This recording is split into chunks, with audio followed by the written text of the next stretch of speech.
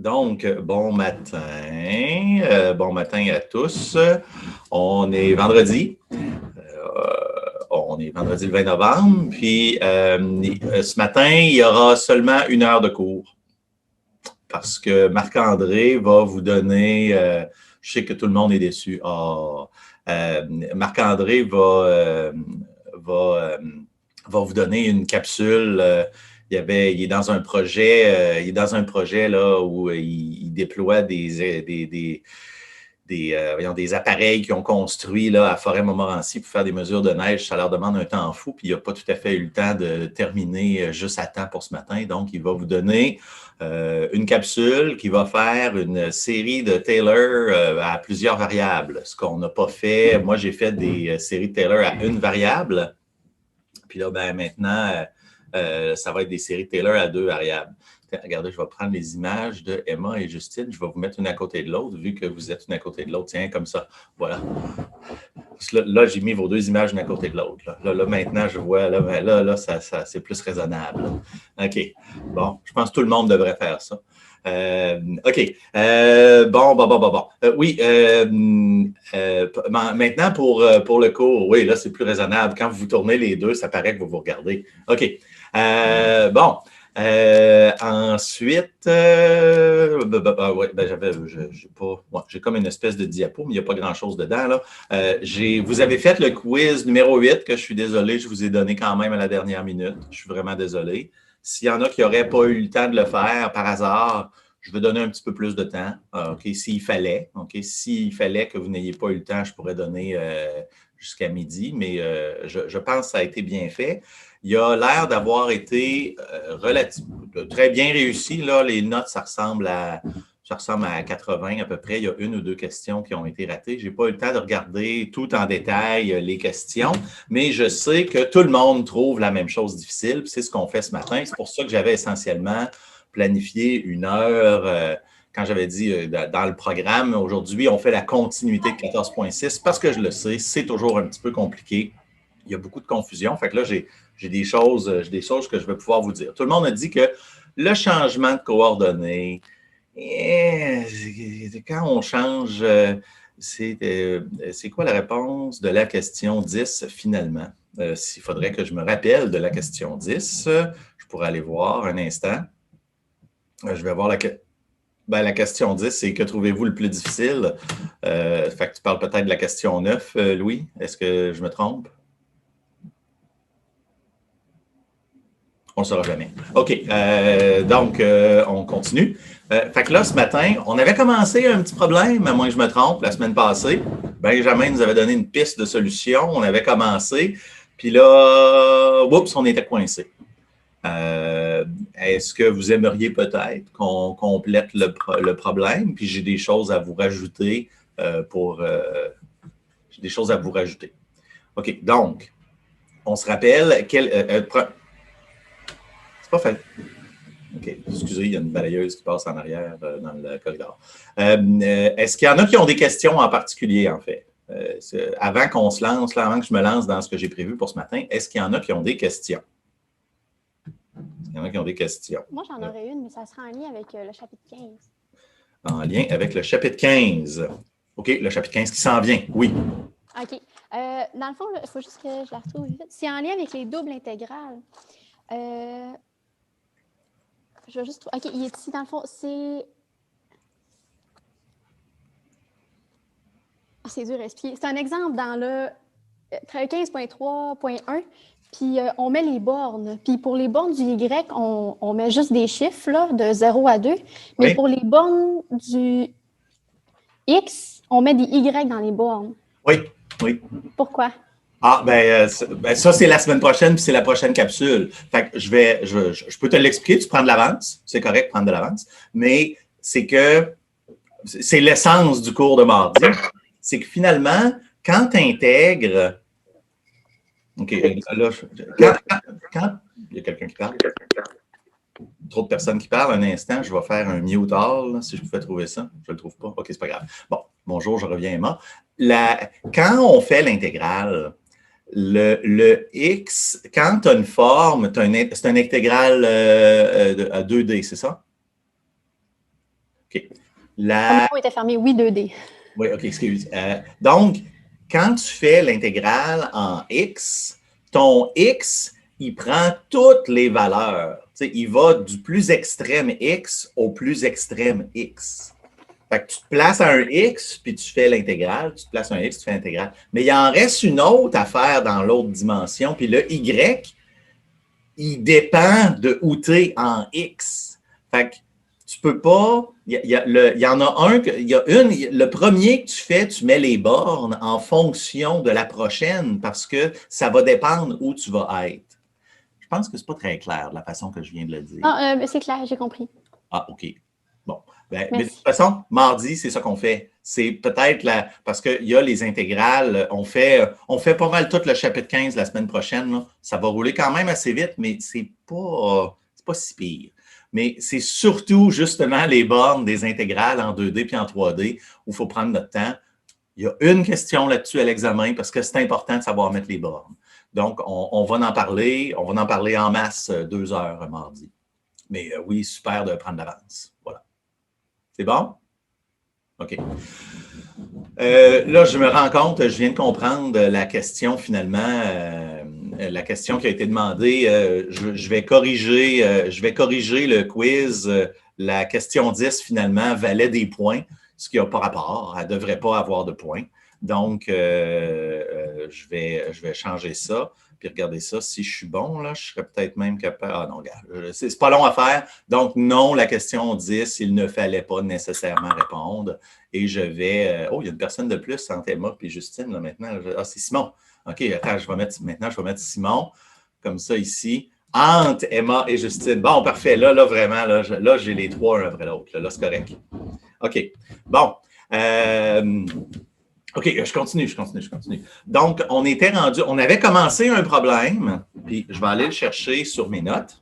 OK? Je vais aller le chercher sur mes notes. Est-ce qu'il y en a qui ont essayé de compléter le problème qu'on avait commencé à la fin du dernier cours? Je vous avais recommandé d'essayer de le terminer.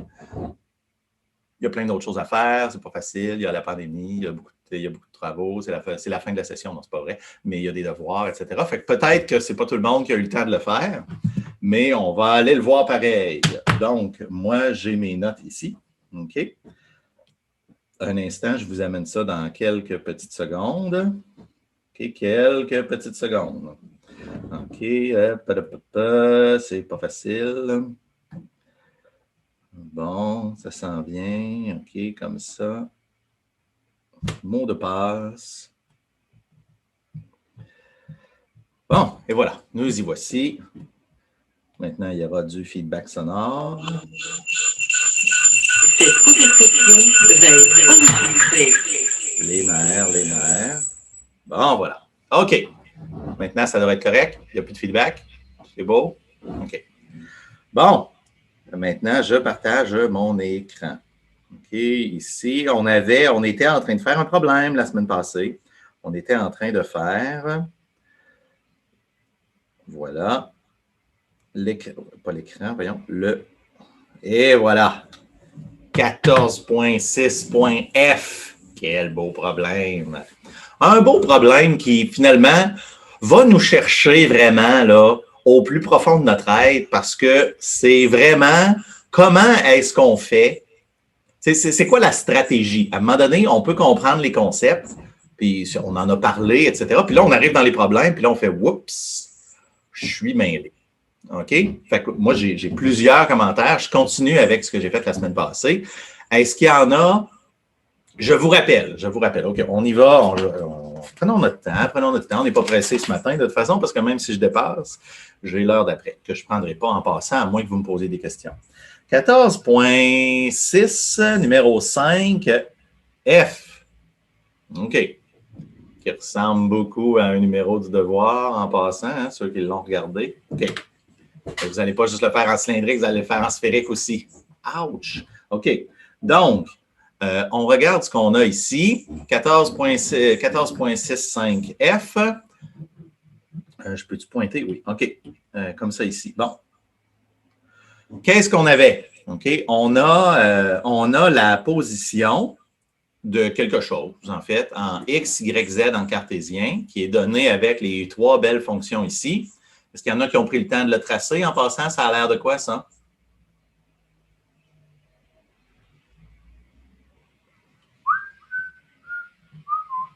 Ça fait une ellipse. Ça fait une ellipse, oui, un cercle en fait. Ça fait une espèce de cercle à 45 degrés. Je l'ai tracé moi-même, mais je ne le trouve plus. Où est-ce que je l'ai mis?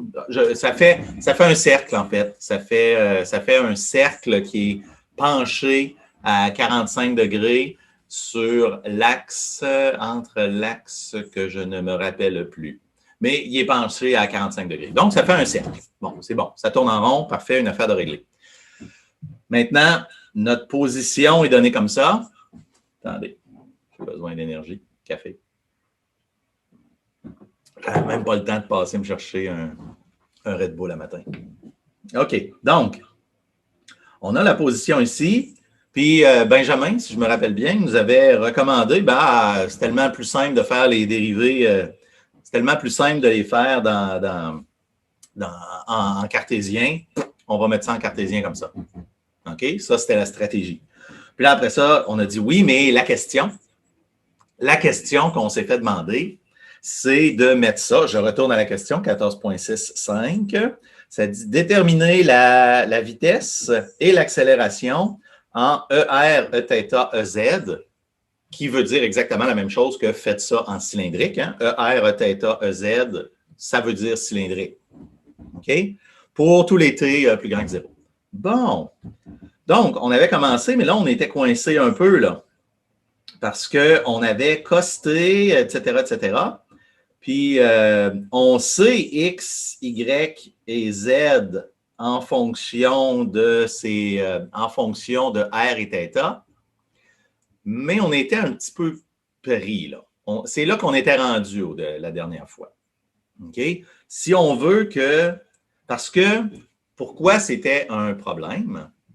Et pourquoi c'était un problème? Bien, on a X, Y et Z, mais nous, ce qu'on veut, c'est pas changer des X en Rθ, puis des Y en Rθ, etc. C'est pas ça qu'on veut faire. Nous, ce qu'on veut, c'est changer le X, le Y et le Z en fonction d'un autre système de coordonnées qui est le coordonnées cylindrique. OK? Bon. Jusque-là, ça va. Puis, pourquoi c'est un peu un problème? Un peu. Pourquoi c'est pas trivial? Pourquoi c'est pas vraiment juste, on va le faire, puis c'est fini? Bien, c'est qu'en fait, on le sait que ces coordonnées-là dépendent de où on est. Hein? Quand on est en coordonnées polaires, pourquoi je prends mes mains sur quand je vais dessiner hein, ici? Supposons quand... Oups. Comme ça ici. Pas en bleu toujours. Je recommence. OK. Voyons. Okay. Quand on a nos coordonnées cartésiennes, comme ça ici, puis que, par exemple, on a un point, comme ça ici, en coordonnées polaires, puis là, ben, si je fais Z comme ça ici, je vais faire Z comme ça, mais c'est un petit peu difficile à dessiner. Là. Donc, je l'efface. Je retourne en 2D. Là. Okay, c'est plus simple. C'est l'exemple que j'aime beaucoup prendre en polaire parce que c'est plus facile à dessiner. Donc, qu'est-ce qu'on a comme problème? Bien, les axes X et Y en ce point-là, c'est la même chose que partout ailleurs. Mais celle-là ici, c'est ER ou Eθ, donc? Celui-là que je suis en train de vouloir dessiner, là, lui, ici. Là. Lui, c'est lequel? R, parce qu'il est dans la direction de R. Et θ. Bon. Là, on a ça. OK. Fait que c'est un peu compliqué. Faut voir que c'est sûr qu'on va mettre des expressions qui vont dépendre de θ puis de R, puis ça va dépendre de quelque chose parce que on a un système de coordonnées finalement qui change en fonction de où je suis dans la... Voyons, je vais finir par le dire, dans l'espace. OK. Bon. Là, il y avait on a commencé. OK? Donc, on cherche la façon. On cherche, voyons. Attends-toi. Bon, OK. On cherche, notre problème est très simple. OK? On cherche à exprimer X, Y et Z, les vecteurs de la base X, Y et Z, en fonction de ER, Eθ et EZ. Puis là, ben, à ce moment-là, si je les remplace ici, si je le remplace X, puis je l'écris, si j'écris X en fonction de ER et Eθ, Y en fonction de ER et Eθ, puis Z en fonction de ER et Eθ. Non, en cylindrique, le Z, c'est le même. Donc, finalement, Z, lui, il est déjà réglé. Il est déjà essentiellement en coordonnées cylindriques. Fait que là, c'est ces deux-là ici qui me causent du trouble. Bon, on était rendu là. Là, il y avait un peu un lien à faire, mais il faut faire attention. Je me rends compte, je n'ai pas été clair à la fin du cours la dernière fois. Je vous ai dit, rappelez-vous qu'on a fait les changements de coordonnées. Hein? Vous rappelez-vous que j'ai un peu conclu sur ça à la fin. J'ai dit, vous rappelez-vous qu'on avait là, des vecteurs exprimés dans une certaine base avec un changement de base comme ça. OK, oups. Ah. Hey. OK. Voyons, je vais écrire la même affaire. Ça. OK. J'ai écrit vite, excusez-moi. OK, j'ai écrit ça à la fin du cours en vous disant ça va peut-être vous aider. Je pense que ça vous a peut-être mêlé. Est-ce que je peux faire une transformation matricielle ou je vais dire autrement, une transformation linéaire qui va me donner le X, le Y et le Z? Je me ferai un vecteur en X, Y, Z, j'appliquerai une certaine matrice, puis je vais avoir R, θ, phi. Est-ce que c'est possible? Je vous le demande. OK, c'est une question ici. Je vous le demande. Je vous le demande. Est-ce que c'est possible? Est-ce que c'est possible d'avoir une expression comme ça ici qui va me donner R, θ et phi par une opération matricielle avec X, Y et Z? En fait, je pense que un peu ça. Oui, OK. Je vous le demande avec un petit sondage, un petit sondage, voyons, un petit sondage. Un matin, c'est pas facile. Un petit sondage Zoom. Voilà. Ouf. OK. Donc, est-ce que je peux avoir une transformation matricielle qui va me faire passer de X, Y, Z à R, θ, phi?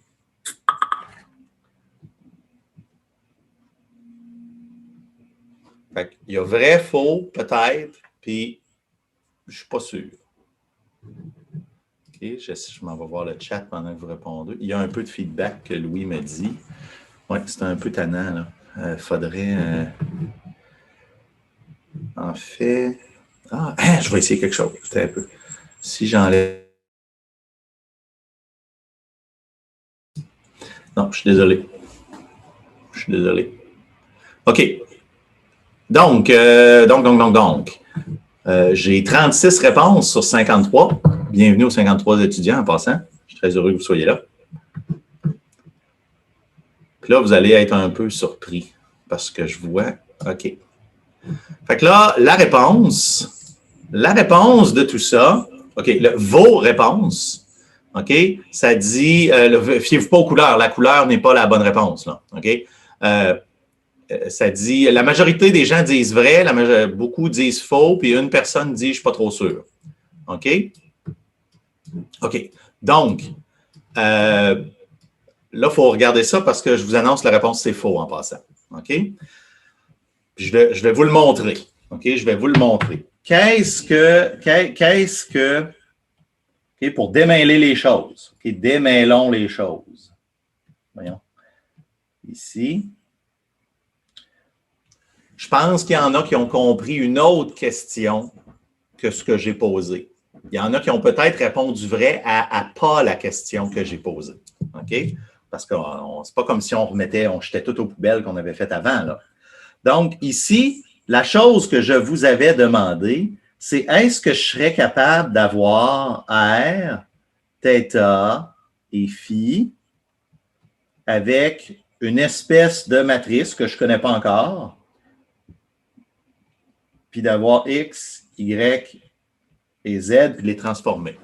Okay. Ceux qui ont dit vrai, je vous écoute. Ceux qui ont dit faux, je vous écoute aussi. Est-ce qu'il y en a qui voudraient commenter, s'il vous plaît?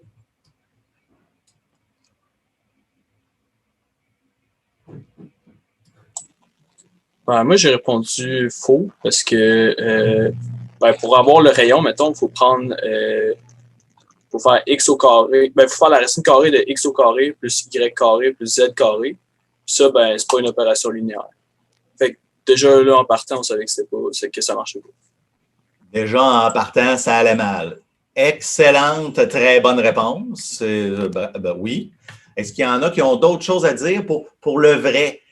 Parce que là, je sens en fait qu'il y en a qui ont répondu vrai parce qu'ils ont dit, c'est un changement de base, là, puis un changement de base, on l'a fait avant, fait que ça devrait marcher. OK? J'ai eu à peu près cette réflexion-là, je vais l'avouer.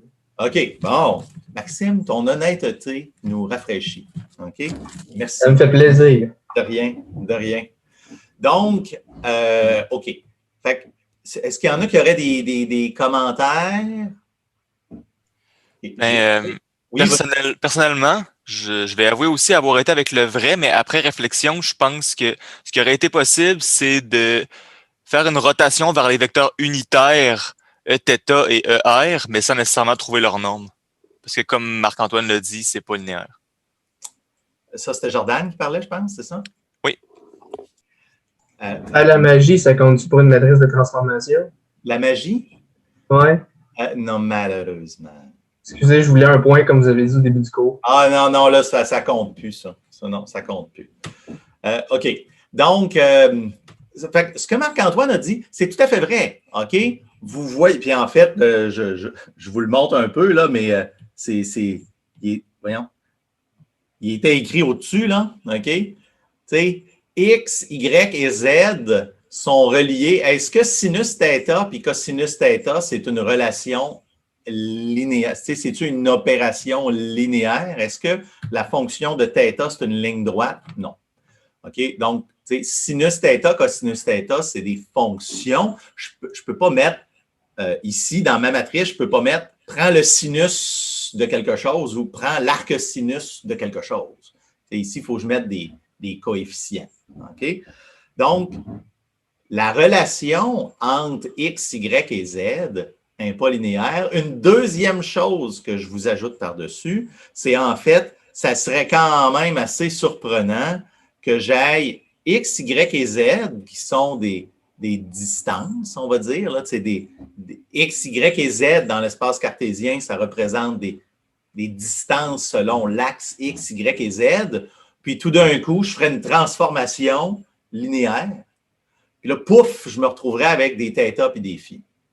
OK? Fait que là, ça, la transformation de X, Y et Z en R, θ et phi, non, ce n'est pas une transformation linéaire. Ce que Jordan a dit est parfaitement sur le point, OK? Que, hey, là, Justine, tu me mêles quand tu fais ça, là. Là, ça mêle toutes mes vidéos, là. OK? Bon, OK. Donc, ce que Jordan a dit, c'est tout à fait vrai. On ne peut pas changer X, Y et Z. Ce que Marc-Antoine a dit, X, Y et Z en R, θ, phi, ce n'est pas une transformation linéaire.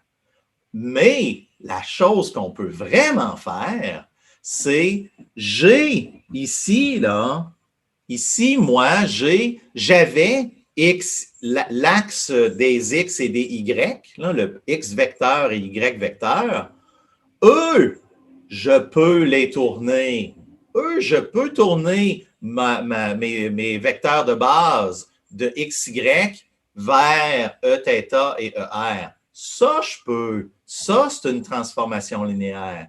Fait que je peux transformer mes vecteurs de base.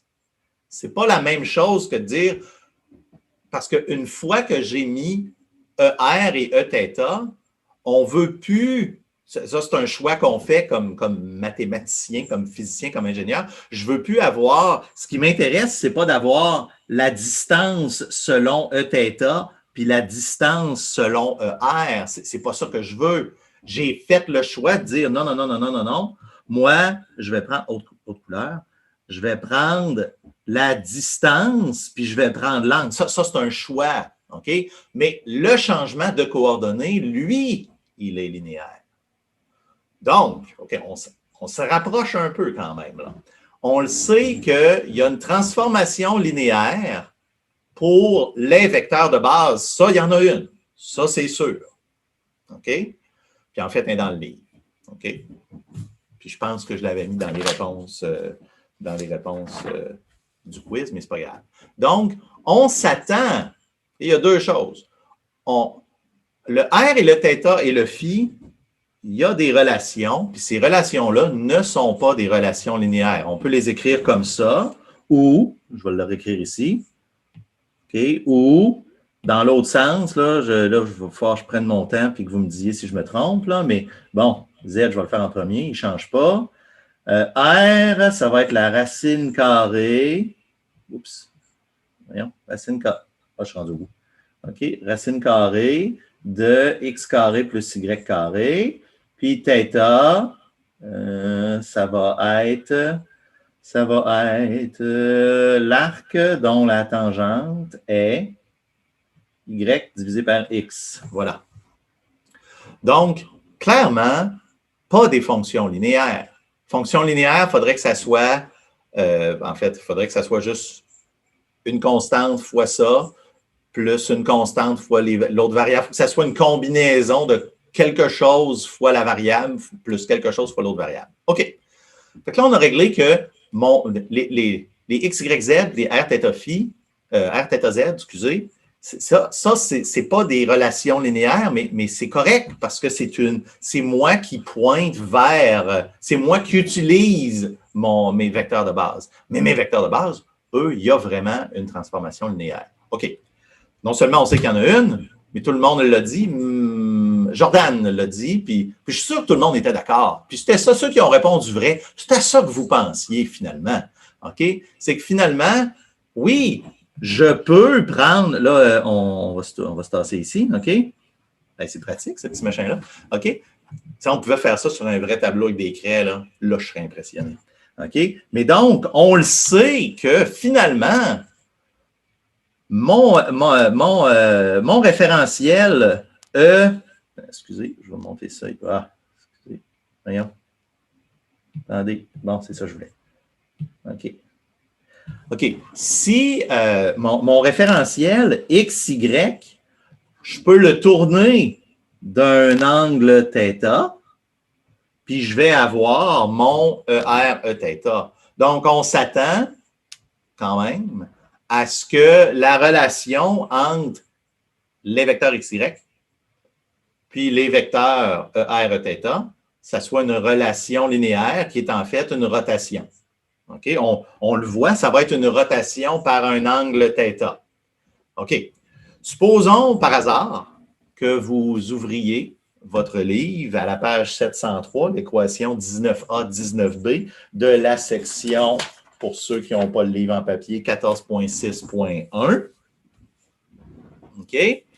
Si vous allez là, vous allez voir qu'en fait, ER et Eθ sont exprimés en fonction de I et J. Là, moi, j'espère que ça ne mêle pas les gens, là, mais I et J ou X et Y avec un petit chapeau, c'est la même chose.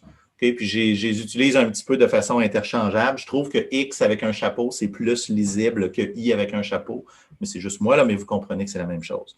Donc, si vous allez à l'équation 19A, 19B dans le livre, vous voyez qu'en fait, ER est égal à cos θ x plus sin θ y. Excusez, je vais me tasser un peu.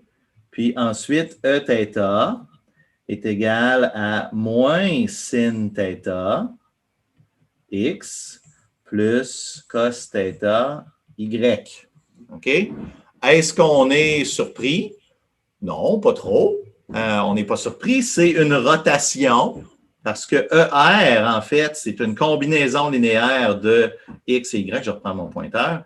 ER, c'est une combinaison linéaire de X et Y parce que c'est une partie, cos θ fois celui-là, puis sin θ fois celui-là, ça va me donner celui-là ici.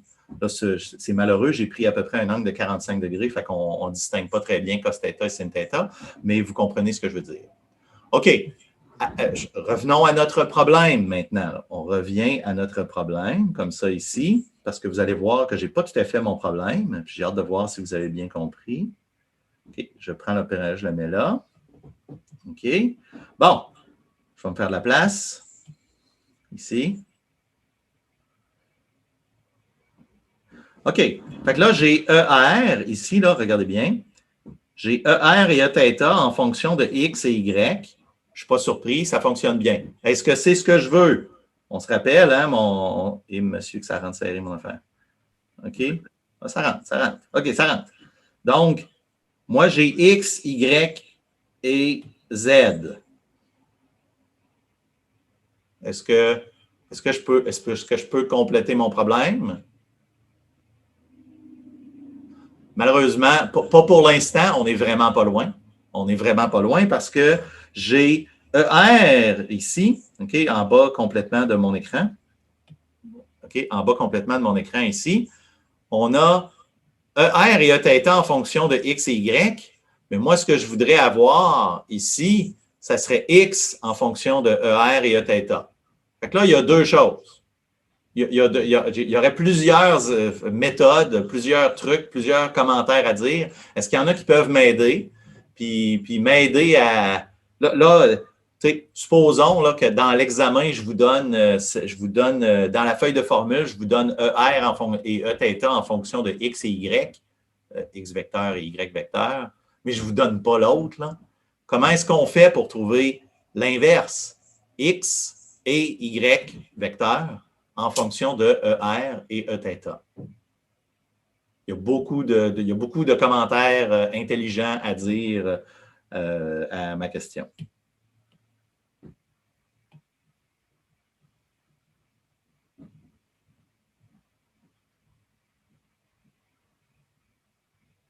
Mon micro est ouvert? Bon, on n'est pas heureux un matin. Attends un peu, je vais regarder s'il y en a qui ont... Ah, il y a quelqu'un ici, Nicolas Pasternak, qui est sensiblement su à coche. Ce que Nicolas, il regarde ça. OK. Donc, là, je vais vous dire, il y a plusieurs choses à dire. En fait, je vais y aller par l'intuitif en premier. OK? Si le vecteur qui est ici, là, vous voyez, ouais, OK. Ça serait mieux comme ça, OK?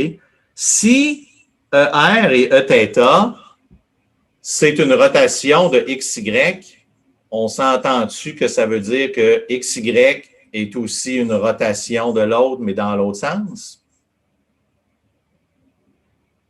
Ça a des chances. Fait que là, on va y aller intuitivement pour l'instant, là.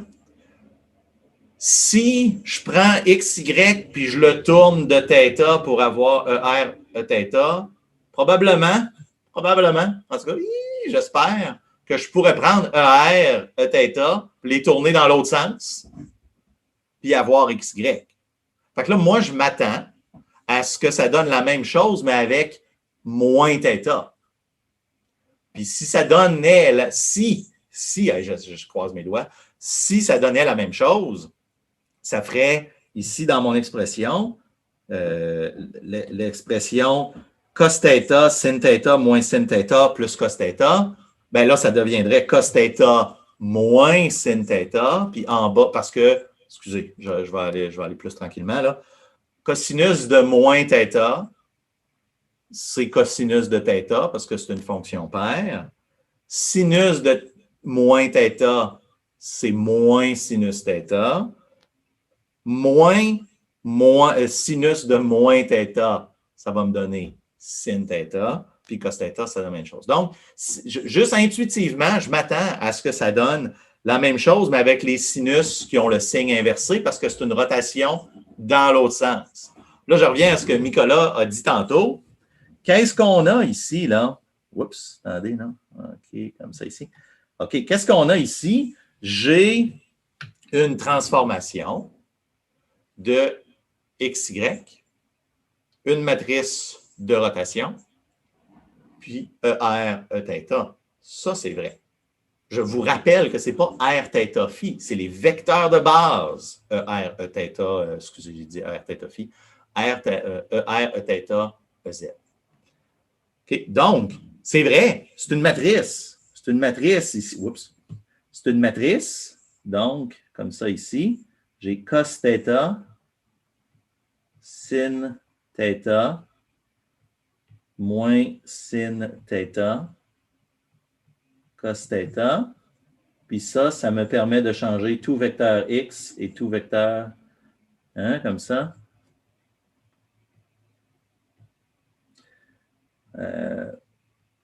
Comme ça et comme ça. Si je fais l'inverse de cette matrice-là, est-ce qu'il y en a qui ont une idée de ce que ça va donner? L'inverse d'une matrice de rotation, ça devrait donner une rotation dans l'autre sens. Donc, finalement, si je fais la matrice inverse j'applique là cette matrice-là ici, je vais l'appeler M. Bien, si je fais M-1, R, excusez, j'essaie d'écrire vite, donc j'écris mal, comme ça ici.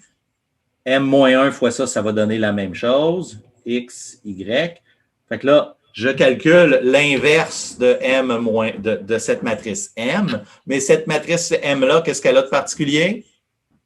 C'est une matrice Orthogonale. Orthogonale, en effet. Puis une matrice orthogonale, c'est tellement pratique parce que son inverse, c'est sa transposée. Donc, en effet, la matrice inverse de ça ici, c'est cos θ. Encore une fois, j'écris trop vite parce que je veux me dépêcher. Je veux me dépêcher comme ça. OK? Oups. Sin θ, cos θ. Donc, oui, c'est une rotation dans l'autre sens. Pas vraiment de surprise. OK? Pas vraiment de surprise. C'est une rotation dans l'autre sens. Voilà. Puis en fait, si vous avez encore votre livre ouvert, puis vous avez vu l'équation 19A, 19B, vous allez un petit peu plus bas, à 21A, 21B. C'est exactement ce qui est fait. Okay? On a le vecteur X et le vecteur Y en fonction de ER et Eθ. Bon, là, on commence à se démêler. Là, je vais effacer quelques petites choses, encore une fois, pour faire de la place. Okay? Ça, on n'aura pas besoin tout de suite. De toute façon, on les connaît par cœur. OK. Ça ici, je vais juste le réécrire au propre pour que ce soit plus simple. Puis, je vais venir ici compléter une note simplement pour les bienfaits des téléspectateurs sur YouTube. OK. Donc, si ici, je vais écrire rotation de θ pour la base XY vers Eθ, ER, Eθ. Là, je vais rotation de moins θ pour aller de ER, Eθ, vers X et Y. Parfait, je vais le prendre, je vais le tasser, je vais le mettre ici, je vais le tourner parce qu'il est croche. Tabarnouche, ça va bien, ce petit logiciel-là. OK, comme ça. Bon, super. Ouf! Fait que là, on revient ici. Là, on va l'avoir fini, notre problème. En tout cas, on approche. OK? Donc, finalement, X, ça me donne cosinus θ, ER, moins un moins très important, Eθ, Y, qui est sin θ, ER, plus cos θ, Eθ. Bon. Excellent, chic. OK? Donc, qu'est-ce qu'on a ici? On a maintenant une expression pour X, Y. Là, je n'ai pas fait Z parce qu'en cylindrique, Z, c'est Z. OK? Il n'y a rien à changer. OK? Tiens, je vais l'écrire là, juste pour le plaisir. Z égale Z. Je vous rappelle aussi que 1 égale 1 et 2 égale 2 dans ces conditions. OK? Mais bon. Fait que là, c'est bon, c'est plus clair. Maintenant, fait que là, OK, on a X, Y, ben on a juste à les remplacer. Là, on a juste à remplacer dedans. Fait que ici, puis là, je ne le ferai pas à 100% parce que sinon, je vais être en train de faire la question 2 du devoir pour vous. Ça serait bien moi, ça. OK? Donc, on a X, Y qu'on peut remplacer ici. Je vais prendre. Oui, c'est ça. OK, on peut remplacer ici. Puis on a. Fait que là, on va se retrouver avec sin t, cos θ, ER, moins sin θ, θ, plus cos t, blablabla, etc. On a des sin t, des cos θ, puis des sin θ, puis des ER et des Eθ. Mission accomplie. Là, on l'a fait, notre premier problème ici, parce qu'on n'est plus dans le référentiel X, Y, Z, on va être dans le référentiel ER. On va utiliser, quand je dis on est dans le référentiel, qu'est-ce que ça veut dire? C'est j'ai mon vecteur qui est donné en fonction des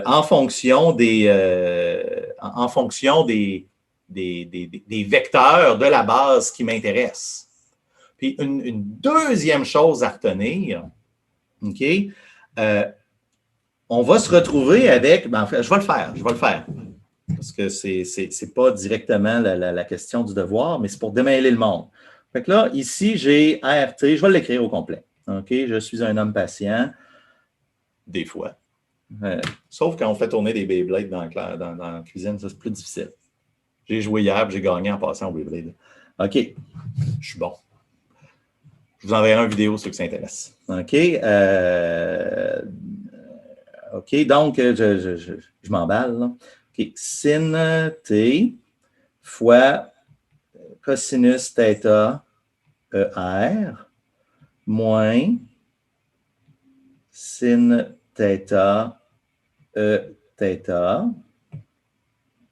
Je l'ai, oui, c'est ça. Plus cos t, parce que j'ai une question après ça pour vous. Sin θ ER. Voyons, plus cos θ. Quand je fais mon erreur, d'ailleurs, vous me le direz, hein, vu que je fais toujours une erreur. Cos t, je vais mettre EZ. C'est vraiment, là, juste au cas où ça mêlerait les gens, là, on prend X, Y, Z avec des chapeaux ou IJK avec des chapeaux, mais pour les autres coordonnées, on fait souvent E, on met un petit E, puis après on met ER, Eθ, EZ ou ER, Eθ, EφI. Ça peut devenir un petit peu mêlant. C'est un peu des conventions. X, Y, Z en cartésien ou IJK, ça vient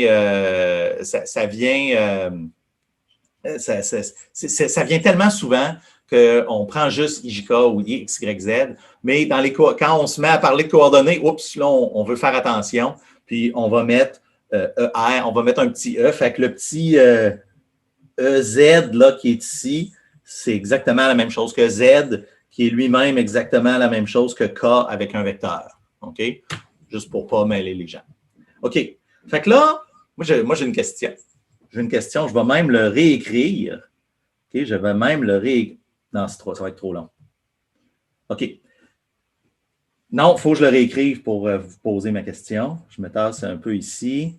Fait que là, je vais toutes mettre les composantes ensemble. Sin t, cos θ, plus cos t, sin θ,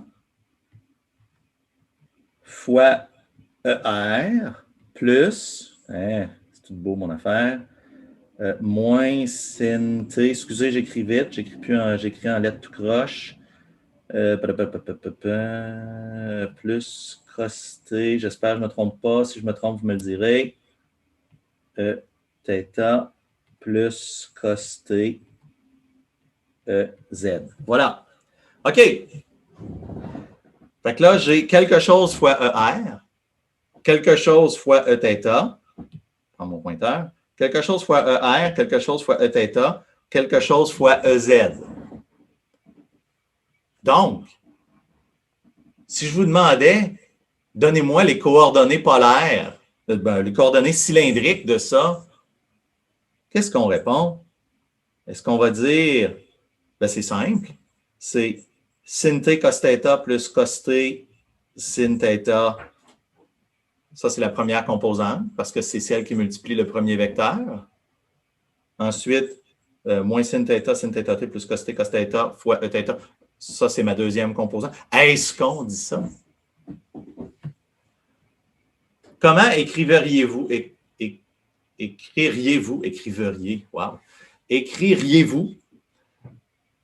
R de t, vecteur RT, en coordonnées cylindriques?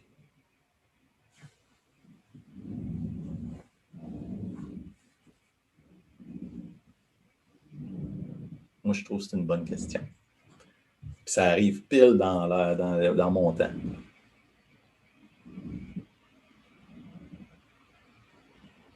Ma question, juste pour être clair. Ma question. Là, Jean-François dit on utilise les identités trigo.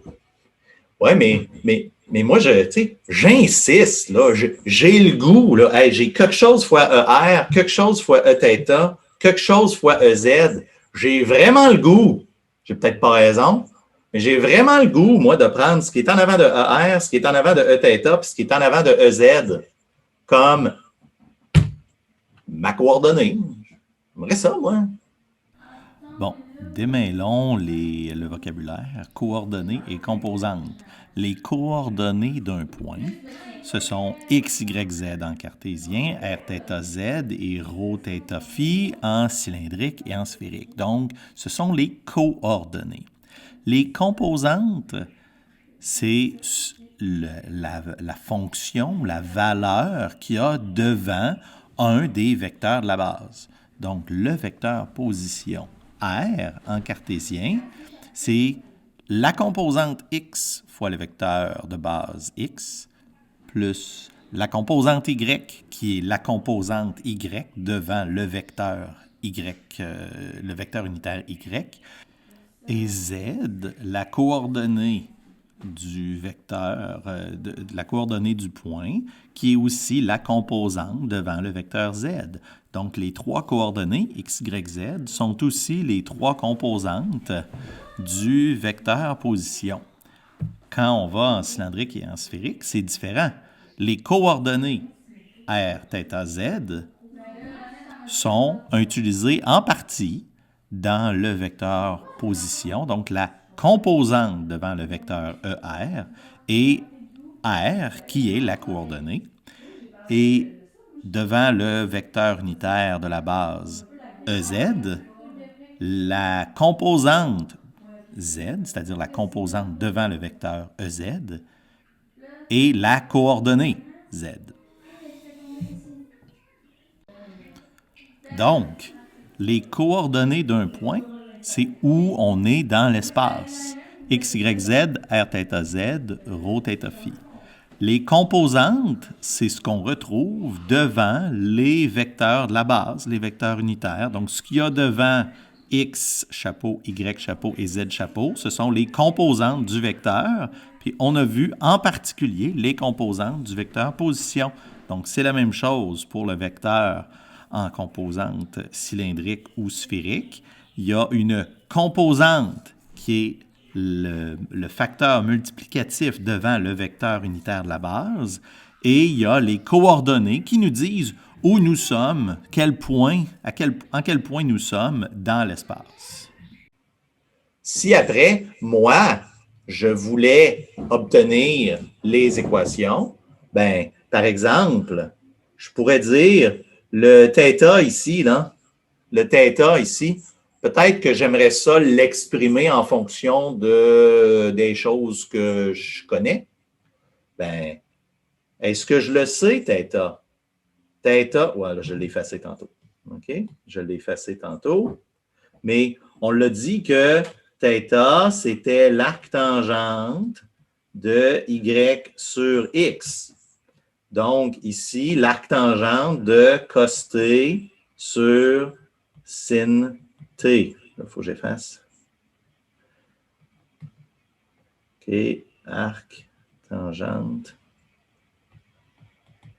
OK, donc, voyez-vous que c'est deux tâches séparées. Je n'avais même pas besoin de faire... si j'avais juste voulu R, θ et Z, d'avoir les valeurs de R, θ et Z, je n'avais même pas besoin de faire toute la cochonnerie que j'ai faite ici, non?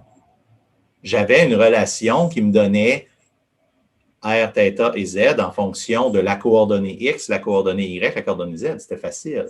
Ça, c'est une chose. Ce sont les composantes en coordonnées, les composantes R, θ et Z. Ce que j'ai fait ici, c'était je voulais les vecteurs. Je voulais exprimer le vecteur en fonction des vecteurs cylindriques. OK? Fait que deux choses séparées. Okay? Deux choses séparées. Le R, le θ, le Z versus les vecteurs de base R, θ, Z. R, θ, Z, transformation linéaire qu'on connaît, en fait, c'est juste une rotation. Alors, puis les composantes R, θ, Z, ah ben là, ça, c'est des relations non linéaires. Hein? Il y a des relations qu'on a, puis c'est un choix qu'on a fait. J'ai décidé de ne plus passer en termes de X, Y, Z, puis de prendre des R, des θ. J'ai fait le choix de dire, moi, je ne veux plus parler avec des distances dans trois directions. Il y en a un, moi, un angle, ça va m'aider. OK? Fait que la relation n'est plus linéaire. Bon, il est quelle heure, là? Oh, j'ai dépassé mon temps. OK? Fait que là, peut-être que vous avez trouvé, j'ai fait beaucoup de je conclus. OK, là, je vais conclure, je vais faire un wrap-up, OK, de ce que je vous ai dit ce matin. Bon, premièrement, on a montré qu'il y a toujours une relation linéaire, qui est en fait une relation de rotation, entre les coordonnées cartésiennes. Là, je vais enlever, tiens, je vais arrêter de partager mon écran, je pense que j'en ai plus besoin. Bon, bonjour, maintenant vous me voyez, hein, c'est ça? OK. On va monter. OK. Il y a toujours une relation linéaire de rotation entre le cartésien, le polaire, le cartésien, le cylindrique, le cartésien, le sphérique. Ça, c'est la première chose à retenir. C'est toujours une relation de rotation. C'est toujours une matrice de rotation. Dans le cas de polaire et cylindrique, c'est facile. Parce que la rotation est uniquement dans le plan XY. C'est pour ça que je prends toujours l'exemple cylindrique. Parce que c'est le plus simple. OK? En sphérique, malheureusement, c'est compliqué. Il y a une raison pourquoi c'est compliqué, puis on va en refaire de toute façon plus tard, fait qu'on va y revenir. C'est que les rotations en 3D, c'est difficile parce que ça ne commute pas. OK? Si je tourne de θ et de phi, ou si je tourne de phi et de θ, ça ne m'amène pas à la même place. OK? Il faut juste faire... Là, en 3D, les rotations, c'est mêlant. Puis c'est pour ça que je ne le prends pas, parce que je ne veux pas vous mêler avec juste la géométrie 3D. Là, pour l'instant, j'aime bien utiliser les coordonnées polaires, c'est plus simple. Donc, les vecteurs de base, c'est une matrice de rotation. On peut l'avoir dans un sens comme dans l'autre. Donc, les expressions, par exemple, 14.6, page 703, 19a et 21, c'est des relations qui nous permettent de passer facilement des vecteurs d'un bord et des vecteurs de l'autre. Parfait. Il existe la même chose pour les vecteurs de base en coordonnées sphériques. C'est juste que c'est un petit peu plus monstrueux. OK? Mais ça reste que c'est une transformation linéaire, puis c'est une transformation linéaire qui s'inverse. La deuxième chose, fait que ça, c'est la première partie. La deuxième chose, les coordonnées en coordonnées cylindriques, bien là, ça, ce n'est pas une transformation linéaire. Parce que j'ai fait des choix. Je ne veux plus juste des distances. Je veux des angles. Bien, c'est sûr que je ne pourrais pas transformer deux distances en les additionnant et en les soustrayant, puis obtenir un angle. Donc, la relation est non linéaire, puis on la connaît, il y a des définitions. Hein, c'est comme ça qu'on l'a commencé, les fonctions implicites qu'on a faites au début. Hein, il y a une définition, puis ça dit, bien, l'angle, par exemple, c'est l'arc dont la tangente est y divisé par x. Puis là, ben, on peut le calculer, on peut prendre la composante en x, la composante en y. OK? La composante en coordonnées cylindriques, les composantes en coordonnées cylindriques, ce n'est pas ce qu'il y a devant ER, ce qu'il y a devant Eθ et ce qu'il y a devant Phi. Ça c'est pas les composantes. C'est pas ça. Okay? C'est pas ça qu'on dit, on dit je travaille avec R, θ et Z. Ça, ce sont les composantes que je veux. C'est comme ça qu'on les appelle. OK? Est-ce que c'était clair? Je ne sais pas si c'était clair. J'espère que c'était clair. Et que je n'ai pas des petits sourires. J'ai des petits sourires, mais je n'ai pas de petites têtes qui font ça comme ça. OK? Il y a des exercices. OK? Vous avez plusieurs exercices à faire. En fait, je ne l'ai pas mis trop long, le dernier devoir, là, devoir 5. Il n'est pas très long. Vous allez reconnaître un problème qu'on vient de faire. OK? Vous allez le reconnaître. Puis vous allez être obligé de le faire en sphérique. Ouch! OK? Fait que vous n'aurez pas le choix de vous mettre dedans. OK? Donc, s'il y en a qui n'avaient pas d'autres questions, j'ai un petit peu dépassé mon temps. Je voulais prendre le temps de faire l'exercice. Oups, là, je vois des questions dans le chat. OK? Je vais dans le chat un instant. Est-ce qu'on pourrait simplifier sin θ? Oui, on pourrait tout à fait simplifier, utiliser les identités trigonométriques pour simplifier ça. OK, tout à fait. À la fin, probablement que pour que ce soit utile, au début, notre problème nous a été donné X, Y, Z. Donc, on est capable d'avoir l'expression pour θ, puis on devrait la remplacer pour avoir uniquement des choses en fonction de t. OK? Ça c'est pour que ce soit utile. Parce que θ, quand j'écris juste sin θ, ben c'est quoi θ? Ben, il faut retourner à nos définitions d'avant. OK? Maintenant, Laurence a dit « Pourquoi la dérivée d'une fonction vectorielle d'un paramètre est perpendiculaire à la fonction du même choix? » Ah, choix B, la question 2 du quiz. OK.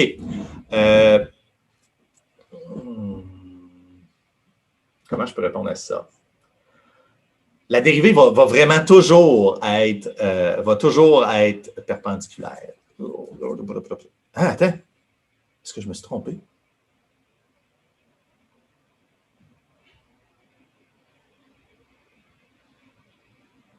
Oui. Hey. Ah, Laurence, tu me fais douter, non? Attends. Là. Merde. C'est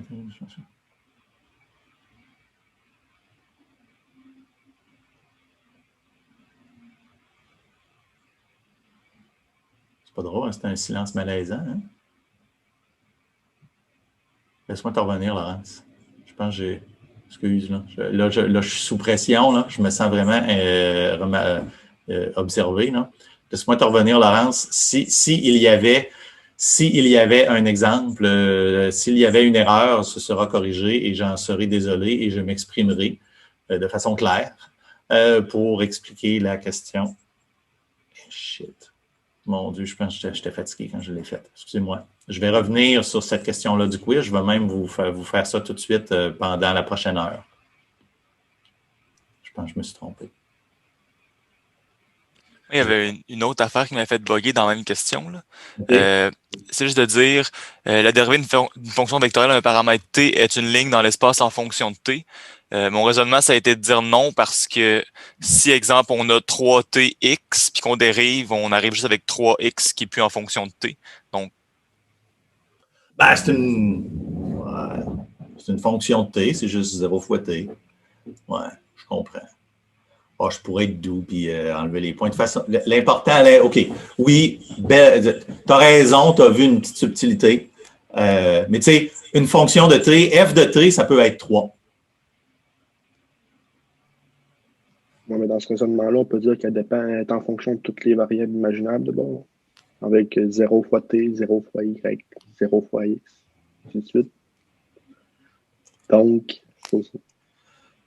Ben, en fait, moi, je vais voir ça comme très positif. Clairement, vous êtes en mode mathématicien parce que vous êtes super têteux. C'est bien. On est dans un cours de maths, puis le monde est vraiment têteux. Je vais retourner à la question, puis s'il faut que je l'annule, je vais l'annuler. Le seul but des quiz, c'est pas de vous coincer. c'est d'arriver avec, c'est de vous forcer à étudier, à lire le livre. Je retourne à la question, en fait, c'est la même, hein? OK. Je reviens tout de suite, puis j'ai trop peur de dire des niaiseries puis de vous mêler plus. Fait que pour l'instant, je ne réponds pas. OK? Je ne veux pas répondre à la question de Laurence, mais c'est promis, Laurence. Je reviens tout de suite. C'est ça que je fais à l'instant, là. Bon, une autre question dans le chat. Je ne comprends pas ce que tu veux dire, parce que ce qu'il y a devant les vecteurs ne sont pas les composantes de ces vecteurs. Alors, qu'est-ce qu'ils représentent? OK.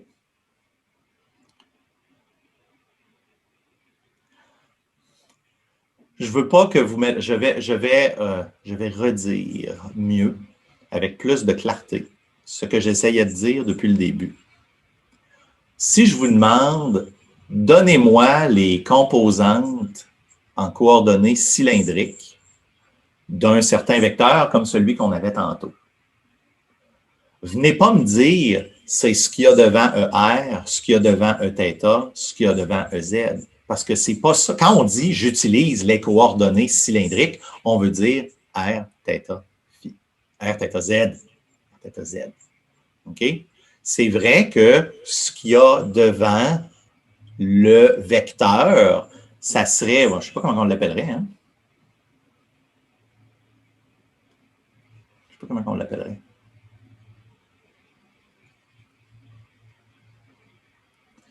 Je vais revenir avec plus de clarté.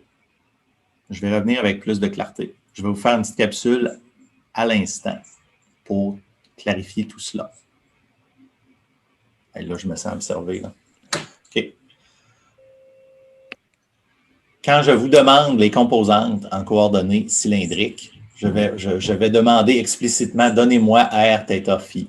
Voyons, pourquoi je dis tout le temps R, θ, phi? R, θ, Z. Je vais vous le demander explicitement.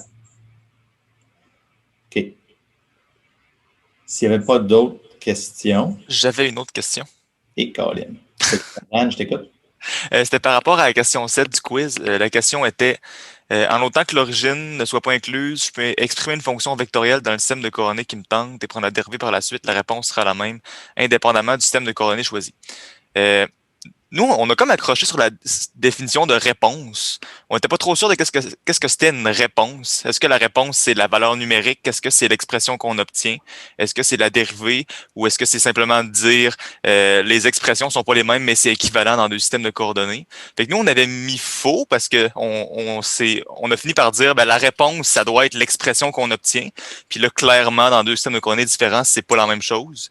Fait que je voulais juste voir comment vous avez défini réponse pour que ça soit vrai? Bon. J'aurais dû dire. Et que vous êtes têteux, mais c'est super. Ça me fait chaud au cœur. C'est bon. Vous n'êtes pas ici pour botcher, puis ça paraît. OK? La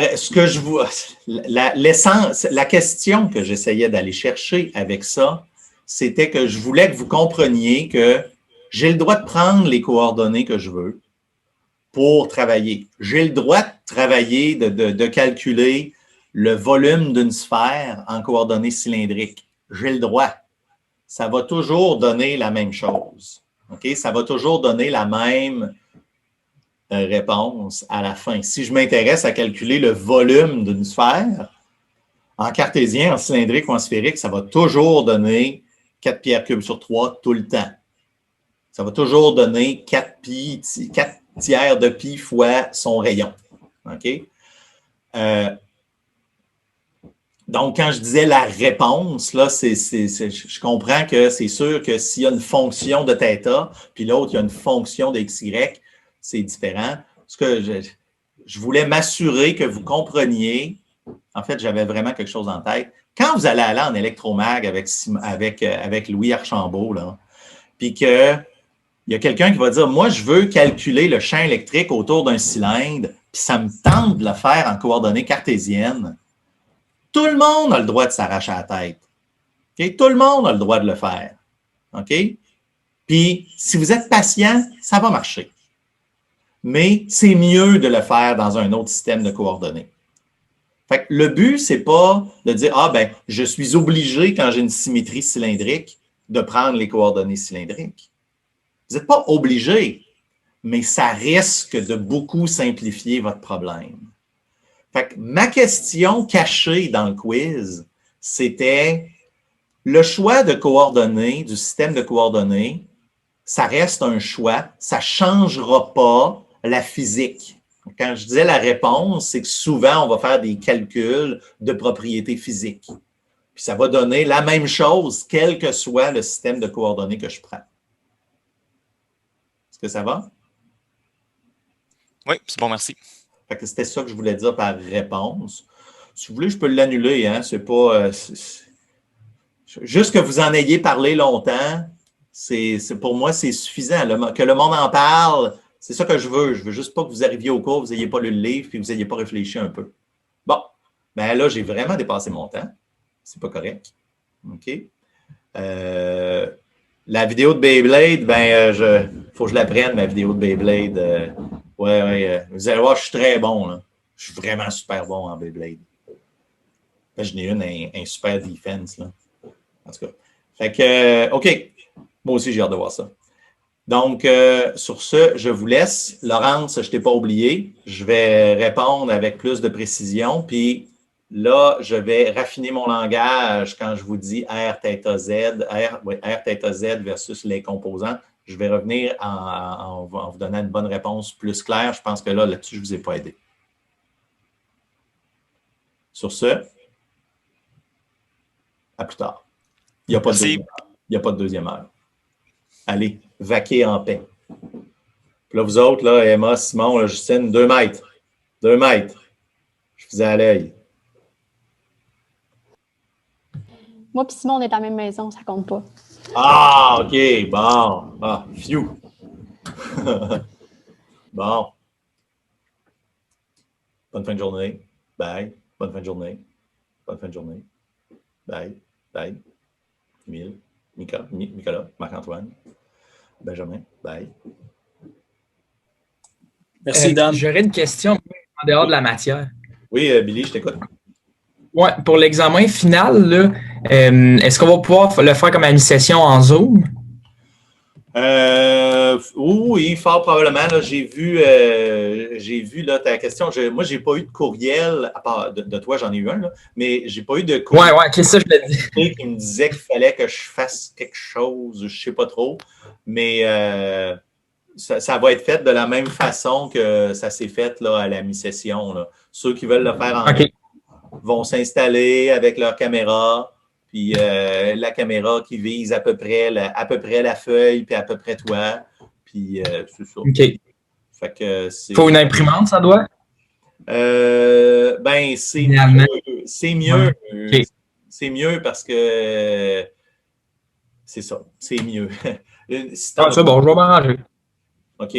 Parce que l'autre option qui est un peu difficile pour moi, c'est de t'envoyer une feuille réponse la veille ou quelques jours avant. De t'envoyer une feuille qui n'a pas les questions, mais qui a le même espace pour les réponses. OK, pour les réponses, OK. Là, tu pourrais l'imprimer d'avance. Là, tu aurais le temps, tu aurais une couple de jours. Puis là, là, tu pourrais avoir le PDF avec les questions à l'écran. Puis la feuille réponse. La feuille réponse. Ouais. Parce que c'est vraiment avec les corrections avec Gradescope, là, c'est vraiment hyper pratique que je vous donne des régions. Tu sais, quand je sais que la page 2, c'est la question 2, moi, ça me sauve un temps fou, là. Fait que c'est important pour moi que le monde réponde, entre guillemets, sur la feuille ou sur un template qui est comme la feuille. Fait que c'est sûr que si tu es capable d'avoir une imprimante, ça va me simplifier la vie. Fait que fais juste me garder au courant. C'est bon, je vais m'arranger. J'ai des places que je peux aller le faire ici, là, parce qu'il y a des imprimantes. OK. Bon, c'est bon. C'est good. C'est juste ça. Merci beaucoup. Parfait. Merci.